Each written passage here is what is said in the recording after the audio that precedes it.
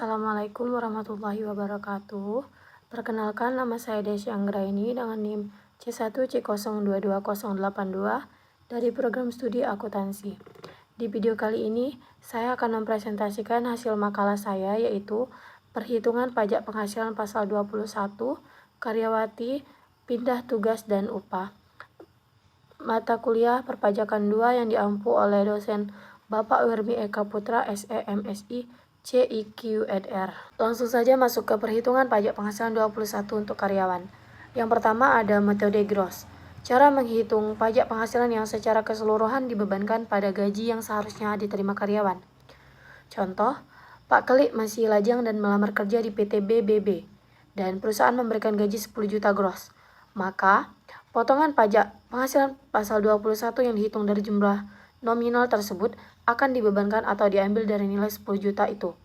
Dengan demikian, pajak penghasilan 21 dari perhitungan nilai gaji 10 juta itu ditanggung oleh Pak Kelly yang akan mengurangi jumlah nominal gaji yang akan diterima.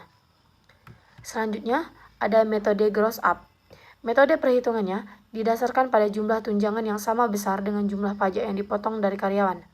Contoh, Pak Kelik melamar kerja di PT CCC dan masih lajang dengan kesepakatan gaji adalah 10 juta dengan metode gross up. Ada biaya jabatan dan tunjangan pajak, maka penghasilan yang akan diterima Pak Kelik nantinya mengikuti jumlah tunjangan pajak yang diberikan perusahaan. Berdasarkan lapisan perhitungan yang digunakan untuk menentukan jumlah mendapatkan jumlah tunjangan pajak tersebut. Tunjangan pajak ini dihitung berdasarkan besar penghasilan kena pajak. Selanjutnya, ada metode net. Metode pemotongan pajak yang dilakukan perusahaan, di mana perusahaanlah yang menanggung pajak karyawan tersebut. Contoh, Pak Kelik seorang lajang yang melamar kerja di PT AAA. Dia mengajukan gaji sebesar 10 juta net dan perusahaan menyetujuinya. Sehingga potongan PPh pasal 21 yang dikenakan pada Pak Kelik dari perhitungan jumlah gaji tersebut adalah luar dari jumlah nominal 10 juta itu. Artinya, pajak penghasilan pasal 21 dari perhitungan nilai gaji 10 juta ditanggung oleh perusahaan yang akan memperkerjakan Pak Kelik. Berikutnya, perhitungan pajak penghasilan pasal 21 untuk karyawan pindah tugas. Langsung saja kita masuk ke contoh. Nina adalah seorang akuntan lajang yang bekerja di sebuah klinik kecantikan ternama dengan gaji yang diperoleh sebesar 7 juta setiap bulannya dan membayar iuran pensiun sebesar 250.000. Pada bulan November 2018, Nina dipindah tugaskan dari kantor Yogyakarta ke Biro Bandung. Berapakah besaran pajak penghasilan 21 yang harus dipotong atau dipungut perusahaan dari perusahaan Nina yang kini bekerja di Bandung? Bukti potong pajak penghasilan 21 pada bulan Juli sampai Oktober di Yogyakarta. Nina mendapatkan gaji sebesar 7 juta dan biaya jabatan 350.000 yaitu 5% dan iuran pensiun 250.000. Ada penghasilan neto selama 1 bulan kurang dari 600.000. Penghasilan neto selama 1 tahun yaitu 6.400.000. Penghasilan tidak kena pajak atau PTKP sebesar 54 juta. Penghasilan kena pajak sebesar 22.800.000. Pajak penghasilan dalam 1 tahun dengan tarif 5%, yaitu 1.140.000. Selanjutnya, pajak penghasilan pasal 21 terhutang selama 10 bulan, yaitu 1.140.000 dikali 10 bulan, yaitu 11.400.000. Selanjutnya, pajak penghasilan pasal 21 telah dipotong dan dilunasi di Yogyakarta sebesar kurang dari 11.400.000. Dan terakhir, pajak penghasilan pasal belum dipotong, yaitu nihil. Selanjutnya, perhitungan pajak penghasilan pasal 21 tentang upah. Yang pertama, upah harian. Nur Cahyo dengan status belum menikah pada bulan Januari 2019 bekerja sebagai buruh harian PT Cipta Mandiri Sejahtera. Ia bekerja 10 hari dan menerima upah harian sebesar 450.000. Upah sehari Nur Cahyo sebesar 450.000. Batas upah harian tidak dilakukan pemotongan pajak penghasilan sebesar 450.000. Penghasilan kena pajak sehari yaitu 0,00. Sampai dengan hari ke-10, karena jumlah kumulatif upah yang diterima belum melebihi 4.500.000, maka tidak ada pajak penghasilan pasal 21 yang dipotong. Pada hari ke-11, jumlah kumulatif upah yang diterima melebihi 4.500.000, maka PPh pasal 21 terhutang dihitung berdasarkan upah setelah dikurangi PTKP yang sebenarnya.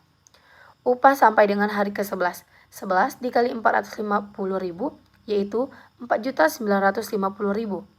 PTKP sebenarnya 11 hari dikali 54 juta dibagi 360 yaitu dapatlah hasil 1.650.000. Penghasilan kena pajak sampai dengan hari ke-11 yaitu 3.300.000. Pajak penghasilan pasal 21 terhutang sampai dengan hari ke-11 sebesar 5% dikali 3.300.000 yaitu 165.000 sama dengan PPh pasal 21 yang telah dipotong sampai dengan hari ke-10 yaitu 0,00. Pajak penghasilan pasal 21 yang harus dipotong pada hari ke-11 yaitu 160.000. Maaf, 165.000. Sehingga pada hari ke-11 Nur Cahyo menerima upah sebesar 450.000 dikurang 165.000 yaitu 285.000 merupakan upah bersih Nur Cahyo. Selanjutnya, misalkan Nur Cahyo bekerja selama 12 hari, maka perhitungan pajak penghasilan pasal 21 yang harus dipotong pada hari ke-12 adalah sebagai berikut. Pada hari ke-12, jumlah PPh pasal 21 yang dipotong adalah upah sehari sebesar 450.000. Selanjutnya PTKP sehari sebesar 54 juta dibagi 360 hari sama dengan 150.000. Penghasilan kena pajak sebesar 300.000. Pajak penghasilan pasal 21 terutang sebesar tarif 5% dikali 300 yaitu 15.000 sehingga pada hari ke-12 Nur Cahyo menerima upah sebesar 435.000 merupakan upah bersih Nur Cahyo. Selanjutnya ada upah satuan. Rizal Fahmi belum menikah, adalah seorang karyawan yang bekerja sebagai perakit TV pada suatu perusahaan elektronika. Upah yang dibayar berdasarkan atas jumlah unit satuan yang diselesaikan yaitu 125.000 per buah TV yang dibayarkan tiap minggu. Dalam waktu 1 minggu atau 6 hari kerja, dihasilkan sebanyak 24 TV dengan upah 3 juta. Perhitungan pajak penghasilan pasal 21.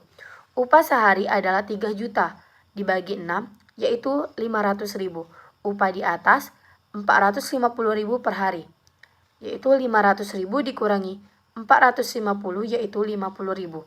Upah seminggu terutang pajak 6 kali 50.000, yaitu 300.000 pajak penghasilan pasal 21. Tarif 5% dikali 300 sama dengan 15.000 per minggu. Selanjutnya upah borongan. Mawan mengerjakan dekorasi sebuah rumah dengan upah borongan sebesar 950.000. Pekerjaan diselesaikan dalam 2 hari. Upah borongan sehari yaitu 475.000.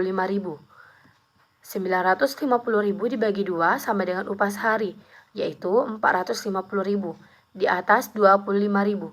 475.000 dikurangi 450.000 yaitu 50.000. Upah borongan terutang pajak 2 dikali 25.000 sama dengan pajak penghasilan pasal 21, 5% dikali 50.000 yaitu 2.500. Itulah yang dapat saya sampaikan. Saya akhiri. Wassalamualaikum warahmatullahi wabarakatuh.